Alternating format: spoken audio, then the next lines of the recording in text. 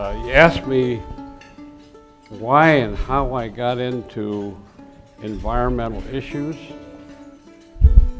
I would say that I love the outdoors. I love the North. I love the wilderness. And every time I'm around it, I'd like to save it and make certain that my kids and their kids and your kids would have just as much chance to be thrilled by that beauty as Joan and I have been during our lifetime. 51 years ago, Minnesota Senator Walter Mondale took the lead with Wisconsin Senator Gaylord Nelson and then Congressman Al Quie and others to pass the Wild and Scenic Rivers Act.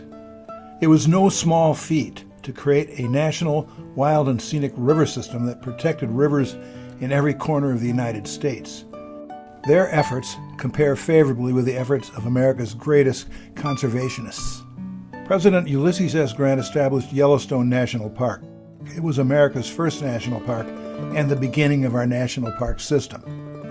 President Theodore Roosevelt, in addition to creating 6 new national parks and 16 new national monuments, set aside 230 million acres of public lands in posterity. For his efforts, a national park bears his name. President Franklin Roosevelt's Civilian Conservation Corps planted 1 billion trees, built hundreds of campgrounds and trails, protected 40 million acres of farmland from erosion, and restocked lakes and rivers with almost 1 billion fish. So where does Walter Mondale fit in?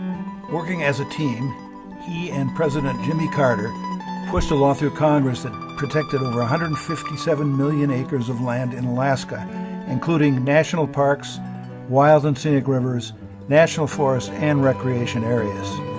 It was the single largest expansion of protected lands in history and more than double the size of the national park system. The passage of the Wild and Scenic Rivers Act has meant that segments of 209 rivers in 40 states and Puerto Rico have been protected from development and pollution. That's over 12,700 miles of pristine river and adjacent land that have been saved in perpetuity. One final gift from Mondale and his partners is the St. Croix National Scenic Riverway, which is part of the National Park System.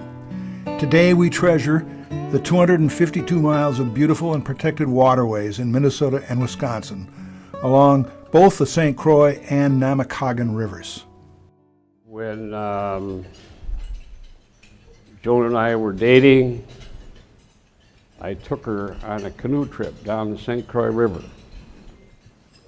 We were in that canoe for an hour and a half, and it worked. And we were married, I think, a month later. So it's the love of the beauty that I think we all share here tonight, romance, and as I say in my book, religion. I think there's a moral dimension to these issues.